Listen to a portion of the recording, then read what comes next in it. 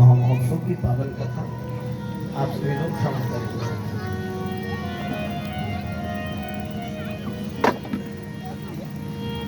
कल आप समस्त भगवत भक्त श्री सती महारानी का पावन चरित्र श्रवण किए। मां सती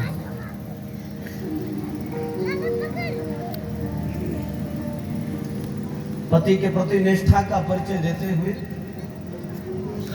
पति के चरणों में प्रेम की दृढ़ता का परिचय देते हुए उन्होंने अपने शरीर का त्याग किया।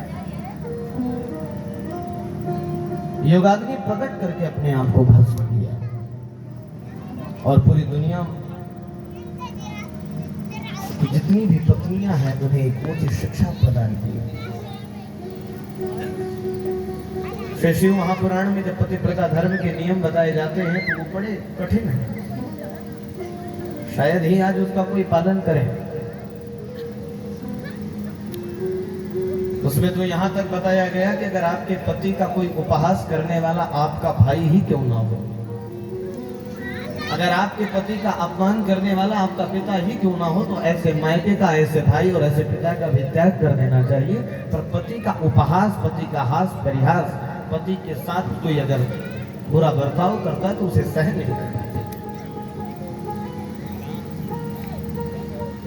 अगर आप उससे झगड़ नहीं सकते, उससे लड़ नहीं सकते, उसका उत्तर प्रत्युत्तर नहीं दे सकते, तो आपको त्याग कर देना चाहिए, पर जीवन में सहन नहीं करना चाहिए, छोड़ देना चाहिए। ये पतिव्रता धर्म का नियम है। किसी ने कहा एक स्त्री के लिए सबसे महान धर्म क्या है? गंगा स्नान करना धर्म है क्या? यमुना में नहाना धर्म है? वृंदावन, अयोध्या, काशी का दर्शन करना धर्म है? यज्ञ, योग, जप, तप, समाधि लगाना धर्म है? क्या धर्म है? जैसे ही इतना प्रश्न किया गया तो शास्त्रों में संतों ने, बड़े बड़े धर्माचार्यों ने वर्णन कर दिया कि एक स्त्री को गंगा स्नान करने की आवश्यकता नहीं है, एक स्त्री को तीर्थ में जाने की आवश्यकता नहीं है, यज्ञ योग करने की आवश्यकता नहीं है, जब तक समाधि लगाने की आवश्यकता नहीं है।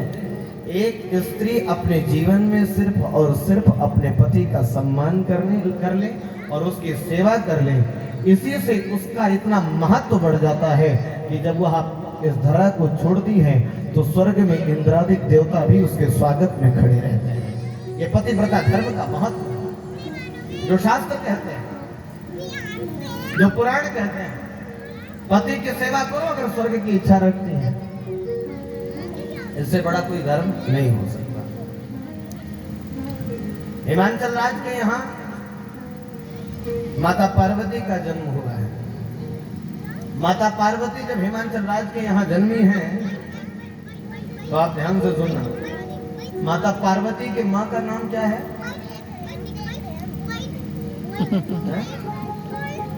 क्या नाम है? बोलिए ना, आवाज नहीं आ रही। माता पार्वती की माँ का नाम?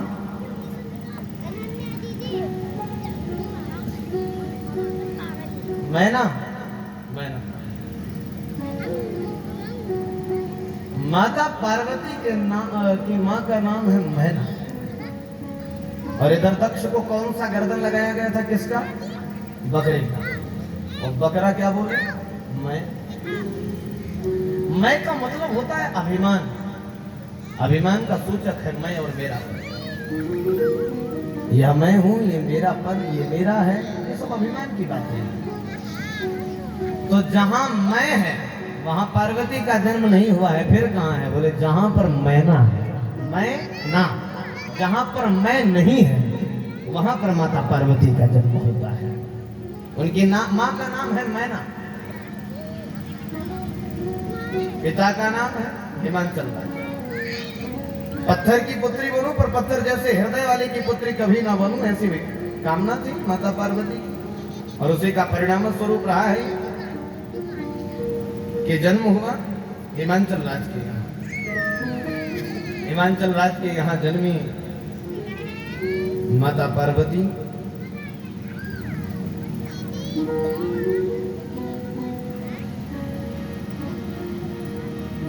नारद समा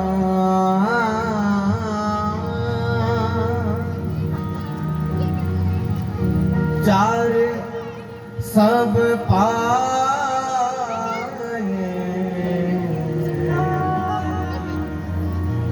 कौतुक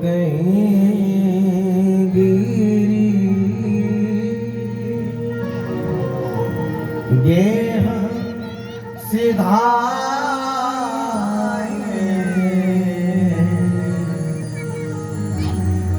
शैल राज बड़ आदर की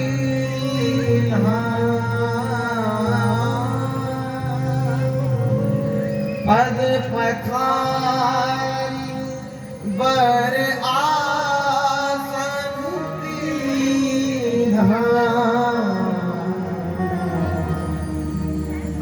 जब नारद जी को समाचार मिला, नारद जी को सूचना मिली, भगवान श्री नारद जी महाराज तुरंत प्रस्थान कर और कहां पहुंचे? हिमांचल राज्य। बड़े बड़े राजा महाराजा जब संतों का आगमन होता तो प्रसन्न हो जाते। वैसे भी साधु पे हो ही ना कारज हानि। अगर साधु घर आया है तो हानि नहीं, लाभ ही लाभ लिखा है। तो साधु का आगमन, संत का आगमन, प्रसन्न हो गए, प्रणाम करते हैं, अर्चन करते हैं, पूजा करते हैं, स्वागत करते हैं। और स्वागत करने के बाद अपनी बिटिया को बुलाया। बेटी का नाम क्या है? बेटी का नाम है पार्वती। जैसे ही पार्वती मैया पहुंची वहां और उन्होंने प्रणाम किया महात्मा जी को। आज हिमांचल राज ने कहा कि बेटी अपने हाथ की रेखाओं को दिखाओ, थोड़ा महात्मा जी को भविष्यवाणी करेंगे। हाथ की रेखा जैसे ही देखे श्री नारद जी महाराज, और नारद जी हाथ की रेखा देखते ही गदगद हो गए, प्रसन्न हो गए और प्रसन्न होकर के करने लगे सुलक्षणों का बखान, सुंदर लक्षणों का बखान। कहते क्या है? सब लक्षण संपन्न कुमारी, सब लक्षण संपन्न कुमारी, होए संतत यही प्यारी, होए संतत यही प्यारी। सदा चल जय, सदा चल जय, कर ये गीते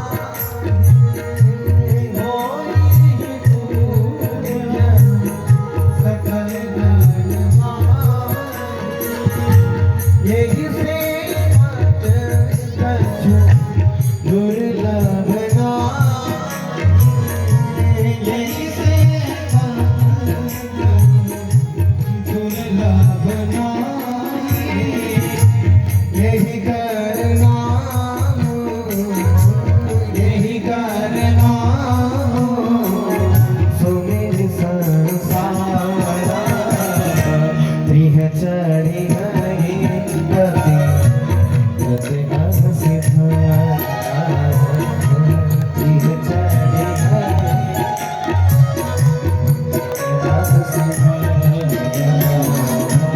श्री राम जय जय राम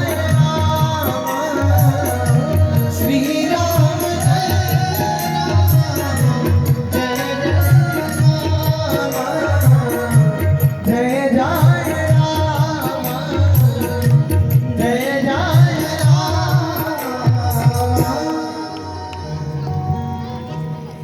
सब लक्षण संपन्न कुमारी हुए ही संतत पिया सदा अचल यही कर अहिमाता यही तेजस पे है ही पितु माता। अरे हिमांचल राज जो आपकी बिटिया है ना, सब लक्षण सारे सुलक्षणों की धाम है, सारे सुंदर लक्षण इसके अंदर है। पिताजी गदगद हो गए, माताजी भी गदगद हो गई, प्रसन्न हो गई। सही बात है, अगर बिटिया की प्रशंसा होगी तो इस दुनिया के कौन माता पिता है जो प्रसन्न ना हो। हिमांचल राज ने कहा और बताइए। नारद जी ने कहा इसके पति इसको बड़ा प्रेम करेंगे। अब तो माताजी पिताजी और प्रसन्न। सबकी ये इच्छा होती है कि बिटिया के अंदर सुंदर लक्षण हो और इसका पति भी ऐसा मिले जैसे माने, और प्रसन्न हो। और बताइए महाराज जी। बोले सदा अचल यह कर अहिदाता, इसका अचल सुहाग है, इसका सुहाग कभी मिटने वाला नहीं। अब तो और प्रसन्न सब चाहते हैं। यही थे जस पे हैं पितु माता, इसके कारण इसके माता पिता दुनिया में सम्मान पाएंगे। अब और प्रसन्न। हर माता पिता की यही इच्छा होती है कि बेटा बेटी ऐसा कार्य करे कि जिससे हमारा नाम बढ़े, तो और प्रसन्नता। अब तो प्रसन्नता का ठिकाना नहीं है। और ऐसी स्थिति में और आगे बढ़कर के उन्होंने कहा कि हो ही पूज सकल जग माही, सकल जग में इनकी पूजा होगी। अब और प्रसन्न। यही सेवक कछु दुर्लभ नहीं, जो इसकी सेवा करेगा तो इसकी सेवा करने से कुछ दुर्लभ नहीं होगा। ये पार्वती की सेवा का फल मिलेगा। अब और प्रसन्न। इनका नाम स्मरण कर करके स्त्रियां पतिव्रता धर्म का पालन करेंगी। इतना सब प्रशंसा कर रहे थे। अब करते करते करते करते उन्होंने कहा कि सुनहु जे अब अवगुण दुचारी। अब सारे सुलक्षणों की बात सुन लिए, दो चार इनके अवगुण सुन लीजिए। क्या सुन लीजिए? दो चार अवगुण सुनिए इनके। दो चार अवगुण की बात हुई तो थोड़ा सा कष्ट हो गया। अच्छा, किसी ने नारद जी से कहा कि नारद जी जाते जाते आपने सुंदर सुंदर सद्गुण बताए और बाद में अवगुण बताते हो, कुछ समझ में नहीं आया। ये अवगुण पहले ही बता देते, बाद में क्यों बताए? नारद जी ने कहा कि मैं दुनिया के जितने ज्योतिषाचार्य और पंडित हैं उन्हें एक संदेश देना चाहता हूं कि जब जब आपके पास कोई यजमान आवे और हस्तरेखा दिखावे, कुंडली दिखावे, तो पहले उसकी बुराई नहीं करना। पहले उसकी बुराइयों को मत गिनाना, उसके अवगुणों को मत गिनाना, पहले उसके सद्गुणों का बखान करना, ताकि अवगुणों को सुनने की क्षमता उसके अंदर आ जाए। अब पता लगा वो कुंडली दिखाया, तब तक कहते अरे राम राम अल्पायु, जल्दी मरोगे, कोई नहीं, तुम्हारे वंश में कोई रहेगा ही, कोई सुन पाएगा क्या? पर जब 10-20 प्रशंसा कर देंगे तो दो चार अवगुण भी लोग सुन लेते हैं। हाँ। लोगों की आदत होती है, लोग तुरंत बुराई नहीं सुन सकते, बुराई सुनने के लिए भी समय चाहिए। पहले आप उनकी प्रशंसा कीजिए तो दो चार कर दीजिए, सहन कर लेंगे। सीधा कैसे कर सकते हैं आप? यही स्थिति हुई यहाँ पर। नारद जी ने पहले सद्गुणों का बखान किया, फिर बाद में कहते सुनो जी अब अवगुण द्विचारी, दो चार अवगुण भी सुन लीजिए, सिर्फ सद्गुण नहीं है इनके अंदर। डर गए माता पिता? क्या अवगुण सुने? बोले अवगुण तो इनके पिता को लेकर है। पिता को लेकर? हाँ, पिता को लेकर के अवगुण सुनाते हैं।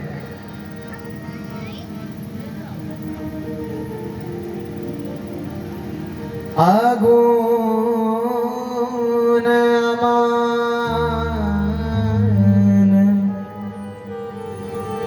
मातो पे दुही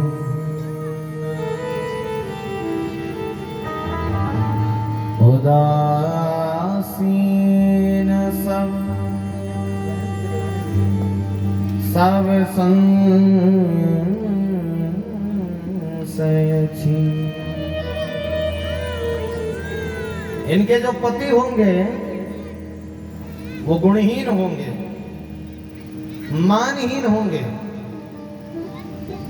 माता पिता विहीन होंगे, माता पिता नहीं होंगे, उदासीन होंगे, लापरवाह होंगे।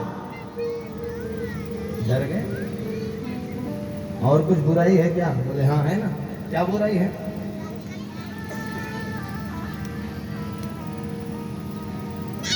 जोगी जटिल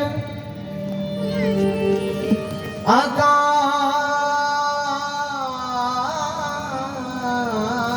मन लगन मंगल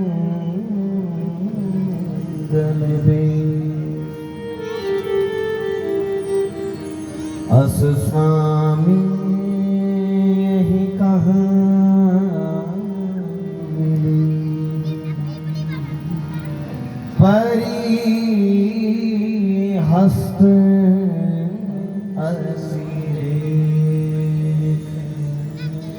इनका पति जोगी होगा। इतना सुनते ही तो बड़े दुखी हो गई मां।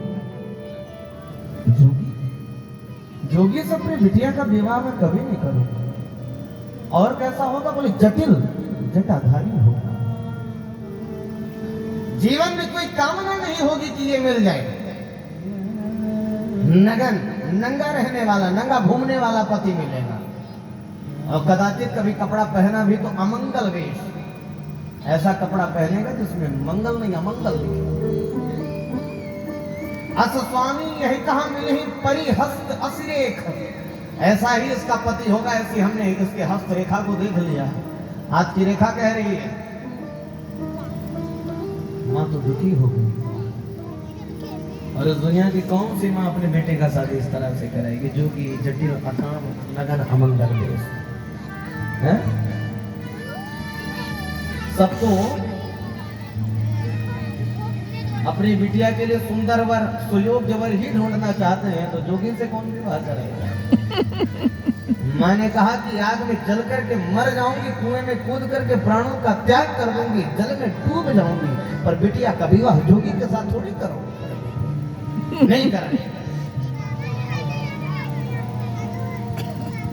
इसका एक आध्यात्म का अगर पक्ष रखा जाए तो आप ध्यान से सुनना।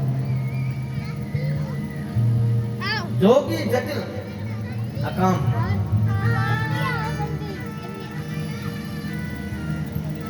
अरे कामना वो करे जिसके जीवन में कुछ पाना बाकी हो, जिसके पास सब कुछ है, वो कामना क्यों करेगा? तो भगवान को कामना करे, भोलेनाथ को पाने की इच्छा करें। अगर कुछ बाकी रह गया हो तो इच्छा रखे। ऐसे भोलेनाथ के साथ विवाह करने के लिए मैया ने कहा कदाचित मैं विवाह नहीं करूंगी। नारद जी ने कहा देखो भैया, एक निवेदन करना चाहता हूं। क्या? जय जय बर के दोष बखान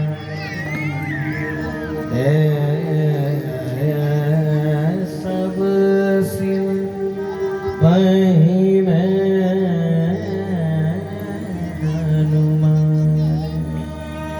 जितना जितना हमने दोष दुल्हे में गिनाया है, वर में गिनाया है, पति में गिनाया है, ये सारे दोष भोलेनाथ में है।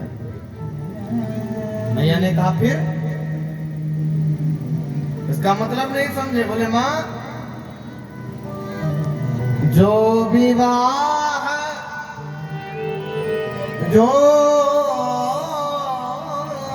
विवाह शंकर सन हुई, दोषों गुण सम कहा सब कोई। अगर ये विवाह भोलेनाथ के साथ हो गया तो जितने दोष हमने गिनाए हैं, जितने अवगुण हमने गिनाए हैं, ये सारे अवगुण सद्गुण में परिवर्तित हो जाएंगे, सब सद्गुण कहलाएंगे। तो क्योंकि भोलेनाथ हो जाएंगे विवाह, भोलेनाथ से विवाह होगा। अच्छा, भोलेनाथ से विवाह किया, भोलेनाथ से विवाह कैसे होगा? भोले बाबा से विवाह करना कैसे संभव होने वाला है? जो तप करे कुमारी तुम्हारी, अगर आपकी बिटिया तपस्या करे तो भाव मेट सकहीं त्रिपुरा। अगर ये भोलेनाथ की तपस्या कर ली तो जो विधाता ने लेख लिखा है उस लेख को भी मिटा करके जीवन की दिशा और दशा दोनों बदलने का कार्य भोलेनाथ का। जब जब हम लोगों के पास कोई कुंडली और हस्तरेखा ला करके रखता है और कदाचित एक दो ग्रह इधर उधर है, प्रतिकूल है, तो हम लोग सीधा यही कहते हैं कि जाओ भोलेनाथ की पूजा करो। कुछ बुराई नहीं बताते ना, ये कहते हैं कि कोई परेशानी है, जाओ भोलेनाथ की पूजा करो। क्योंकि भोलेनाथ की पूजा में ही एक क्षमता है, विधाता के लेख को मिटाने की क्षमता यदि कोई रखता है तो कोई और नहीं है, वो सिर्फ भूत भावन भोलेनाथ है। भाव मेट सकहि त्रिपुरा है और कोई नहीं मिटा सकता। इसलिए भोलेनाथ की पूजा कर दीजिए, भोले बाबा की पूजा करें, भोलेनाथ की पूजा करें। एक और बता देता हूं बात मां, यही कहां शिव तज दूसर नहीं। ये जो आपकी बिटिया है, यद्यपि वर अनेक जग माए, यद्यपि इसके वर, इसके दूल्हे तो अनेक हैं, इस दुनिया में कई दूल्हे हैं, किसी से भी विवाह करा सकती हैं आप, जिसको आप पसंद कर लेंगे वही विवाह करा देगी। लेकिन यही कहां शिव, अगर बात इसकी आ जाएगी पार्वती की, तो शिव तज दूसर नहीं, शिव के अलावा कोई नहीं लिखा है इसके भाग्य में, भोलेनाथ ही। अच्छा, इस पंक्ति का भी दो अर्थ होता है, यही कहां शिव तज दूसर नहीं, इसके लिए शिव के अलावा कोई नहीं है। और दूसरा अर्थ ये है कि यही कहां शिव तजी, इसी को शिव ने तजा था, दूसर नहीं। सती के रूप में शिव ने इसी को तजा था, दूसर नहीं, दूसरा कोई और नहीं है। माता पार्वती से तपस्या की बात कहती हैं, पर कौन अपनी बिटिया को तपस्या करने के लिए भेजेगा इस दुनिया में? तपस्या के लिए कौन भेजे? बड़ी चिंता। नारद जी तो वहां से प्रस्थान कर दी, पर यहाँ से चिंता में है कि कैसे भेजे, कैसे भेजे, कैसे भेजे, कैसे भेजे। योजना बनी और माता पार्वती जब तपस्या के लिए निकली, खूब समझाया हिमांचल राज ने मैना महारानी को, मैया को। और जब तपस्या के लिए भेजा गया तो माता पार्वती जब तपस्या करने के लिए पहुंची तो घोर तपस्या करना प्रारंभ कर दिया। ऐसा वर्णन आता है कि 1000 वर्ष तक तो उन्होंने सिर्फ और सिर्फ कंद मूल फल खाकर के तपस्या कर दी। बाद में कुछ दिन तक तो जल और वायु का भोजन किया, फिर कुछ दिन तक कठोर उपवास रखा है। उसके बाद जो बेलपत्र सूख करके इस धरती पर जो बेल के पत्ते गिरते हैं, उन पत्तों को खाती हैं और तपस्या करती हैं। ऐसी स्थिति आई कि बेलपत्र को भी खाना छोड़ दिए और बेलपत्र का भी त्याग कर देती है। तो उनका नाम हो गया अपर्णा। बोलिए अपर्णा मैया की। अपर्णा नाम पड़ा है माता जी का। और अपर्णा मैया जब कुछ भी नहीं खा रही हैं, वो सिर्फ तपस्या में लीन है, उनका शरीर क्षीण होने लगा। आकाशवाणी होती है, सफल हो गया तुम्हारा मनोरथ। ध्यान से सुनो, भयउ मनोरथ सुफल तब सोनो गिरिराज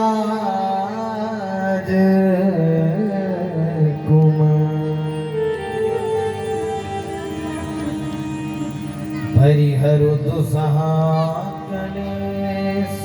सब अब मिले हैं त्रिपुरा। तुम्हारा मनोरथ सफल हो गया, जाओ तुम्हें पति के रूप में भोलेनाथ मिले, पर हमारी बात पर भरोसा तब करना जब सप्तऋषि तुम्हारी परीक्षा के लिए आवे, तो हट छोड़ करके अपने पिता के साथ अपने घर चले। आकाशवाणी। और इधर बोध भावन भोलेनाथ, जब से माता सती ने शरीर का त्याग किया है, मन में वैराग्य आ गया। भोलेनाथ की पत्नी सती महारानी ने अपने प्राणों का त्याग क्यों किया? क्योंकि उन्हें पहले से ही कष्ट था, उनके पति ने उनका त्याग कर दिया है और भोलेनाथ ने उनका त्याग किया।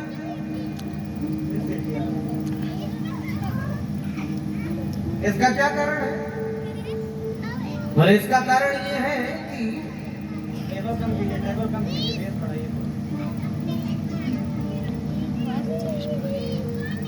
इसका कारण सिर्फ इतना है कि उन्होंने राम पर विश्वास नहीं किया। राम की परीक्षा के लिए सीता का रूप धारण कर दिया। इस दुनिया का कोई और व्यक्ति होता तो यही कहता कि राम तुम्हारे कारण मेरी पत्नी से मेरा बिछोह हो गया है, आज के बाद मेरा तुमसे कोई संबंध ही नहीं है। पर धन्य है बोध भावन भोलेनाथ, जब मन में वैराग्य आया, जब मन में पीड़ा उठी, जब जीवन में कष्ट हुआ कि पत्नी का त्याग कर दिया, पत्नी का साथ छूट गया, तो ऐसी स्थिति में भोलेनाथ ने क्या किया? भोलेनाथ ने राम का विरोध नहीं, राम से दूरी नहीं बनाई। फिर जापहि सदा रघुनायक नाम, जापहि सदा रघुनायक नाम, जापहि सदा रघुनायक नाम, जापहि सदा रघुनायक नाम, जापहि सदा रघुनायक नाम, जपहि सदा रघुनायक नाम। जहाँ तहाँ सुनहि राम गुण ग्राम,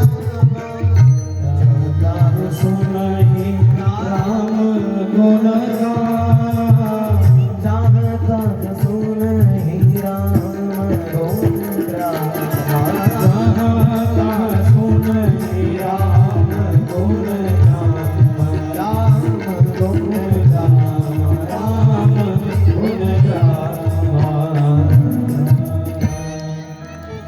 जपहि सदा रघुनायक नाम। सदैव रघुनायक का, राम जी का नाम जपते रहते, भजन करते रहते। एक दिन भगवान का भजन कर रहे थे और भगवान का भजन करते करते आज अचानक से उनके सामने राम जी प्रकट हो गए। और राम जी प्रकट हुए तो कैसे राम प्रकट हुए?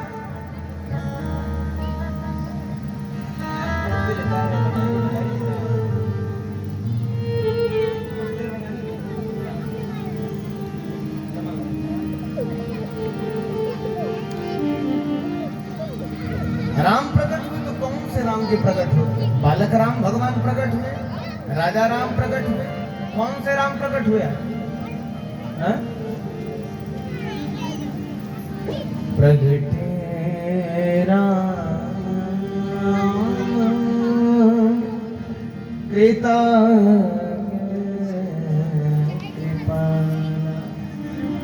आज जो राम जी प्रकट हुए, ये कृतज्ञ राम प्रकट हुए। प्रगटे राम कृतज्ञ कृपाला।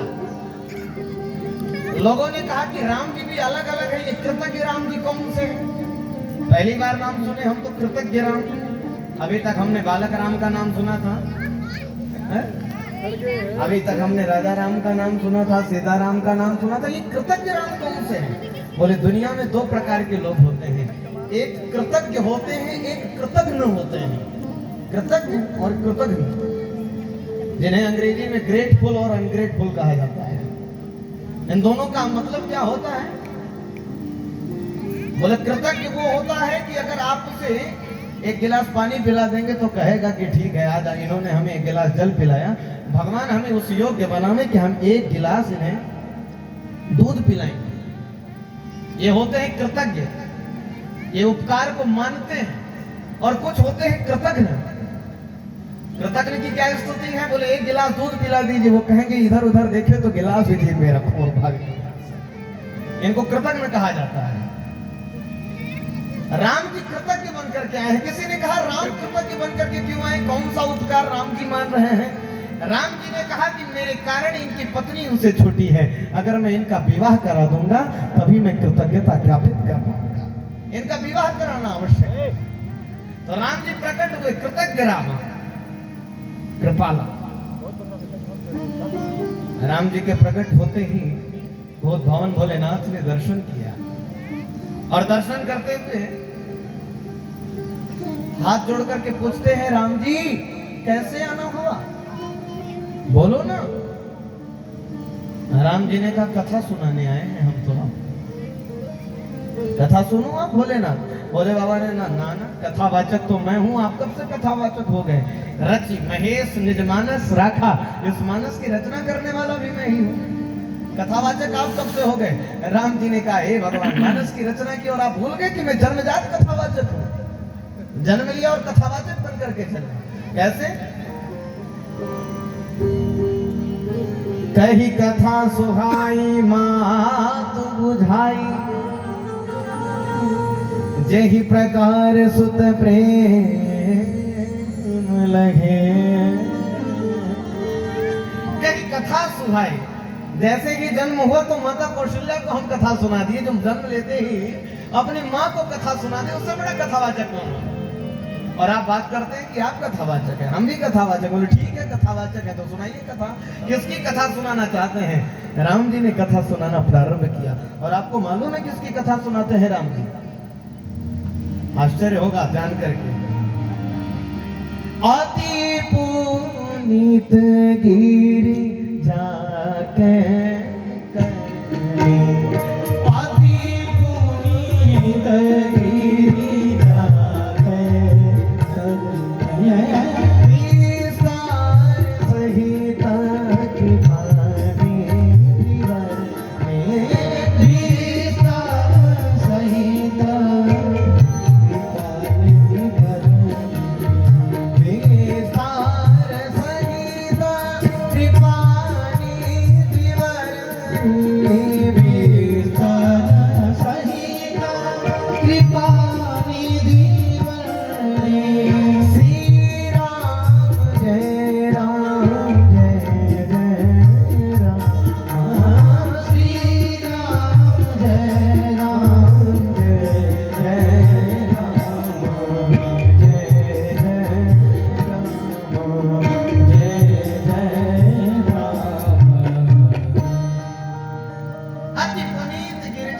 करनी बिस्तर सहित कृपा निधि भरनी।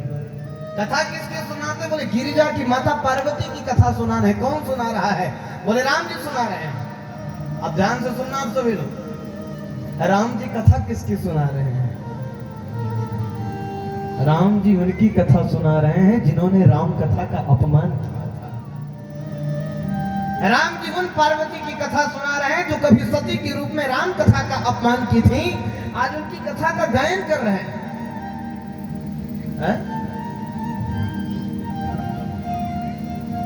लोगों ने कहा राम जी ये कौन सी बात है? जिन्होंने आपकी कथा का अपमान किया, आप उनकी कथा को गाकर के दुनिया वालों को क्या दिखाना चाहते हैं? आज राम जी ने कहा कि उन्होंने हमारी कथा का अपमान किया है, इसमें कोई संशय नहीं है। पर जिसका संबंध सद्गुरु से होता है, शिव से होता है, जिसका जो शिव का स्नेह कृपा पात्र हो जाता है, उसके कथा का गायन स्वयं श्री राम भी किया करते हैं, चाहे वो कितना भी बड़ा नास्तिक क्यों ना हो।